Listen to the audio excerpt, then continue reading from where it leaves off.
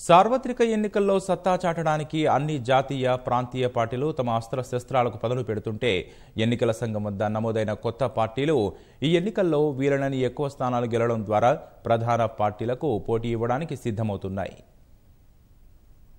ఎన్నికల సమయంలో కొత్త పార్టీల పేర్లు చాలా వినిపిస్తుంటాయి.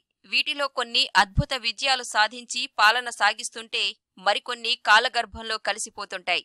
దేశంలో మొత్తం 2293 రాజకీయ పార్టీలు ఉన్నట్లు ఎన్నికల సంఘం తాజాగా ప్రకటించింది.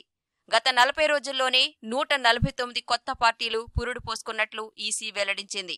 ఎన్నికల సంఘం గుర్తింపు పొందిన జాతీయ పార్టీలు 7 కాగా ప్రాంతీయ పార్టీలు 59 ఉన్నాయి. వీటితో పాటు ఏటా కొన్ని కొత్త పార్టీలు ఎన్నికల సంఘం వద్ద నమోదవుతుంటాయి. ఒక పార్టీ ఎన్నికల సంఘం వద్ద నమోదవడం వేరు, రాజకీయ పార్టీగా ఈసీ గుర్తింపు పొందటం వేరు. కొత్తగా ఎన్నికల సంఘం వద్ద నమోదైన పార్టీలకు సొంత గుర్తు ఉండదు. ఎన్నికల సమయంలో ఈసీ కేటాయించిన గుర్తుతోనే బరిలోకి దిగాల్సి ఉంటుంది. సొంత గుర్తు కావాలంటే మాత్రం ఎన్నికల సంఘం గుర్తింపు పొందాల్సి ఉంటుంది. లేదంటే ఈసీ వద్ద ఉన్న 84 గుర్తులను వినియోగించి ఎన్నికల బరిలో దిగాల్సి ఉంటుంది. వివరంగా చెప్పాలంటే ఆంధ్రప్రదేశ్లోని జనసేన పార్టీ ఎన్నికల సంఘం వద్ద నమోదైంది. కానీ ఇంకా రాజకీయ పార్టీగా ఈసీ గుర్తింపు పొందలేదు. ఈసీ కేటాయించిన టీ గ్లాస్ గుర్తును ఎంచుకుని ఎన్నికల బరిలోకి దిగుతోంది. అలాగే తమిళనాడులోని కమల్ హాసన్ పార్టీ మక్కల్ నీతి మయ్యం కూడా సొంత గుర్తుతో కాకుండా ఈసీ కేటాయించిన టార్చ్ లైట్ గుర్తుతో ఎన్నికల బరిలోకి దిగుతోంది.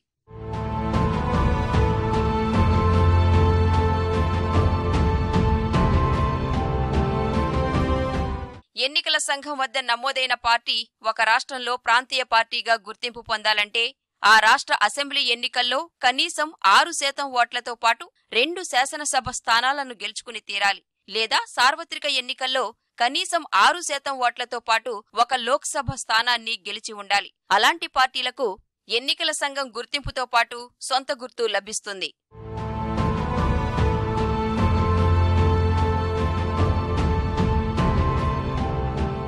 Congress, Bhajapa, CPI, CPM, NCP, BSP, Akhila Bharata Trinamool Congress పార్టీలు ప్రస్తుతం జాతీయ పార్టీలుగా ఉన్నాయి. టీడీపీ, టీఆర్ఎస్, టీఎంకే వంటి ప్రాంతీయ పార్టీలు అనేకం ఉన్నాయి. లోక్సభ ఎన్నికలు సమీపిస్తున్న నేపథ్యంలో ఈ ఏడాది ఫిబ్రవరి నుంచి ఇప్పటిదాకా 149 పార్టీలు కొత్తగా పేర్లను ఎన్నికల సంఘం వద్ద నమోదు చేసుకున్నాయి. వీటిలో బిహార్లోని బహుజన్ ఆజాద్ పార్టీ, ఉత్తరప్రదేశ్లో సామూహిక్ ఏక్తా పార్టీ, రాజస్థాన్లో రాష్ట్రీయ సాప్ నీతి, ఢిల్లీలో సబ్సీ బడీ పార్టీ, తెలంగాణలో భరోసా పార్టీలు ఉన్నాయి.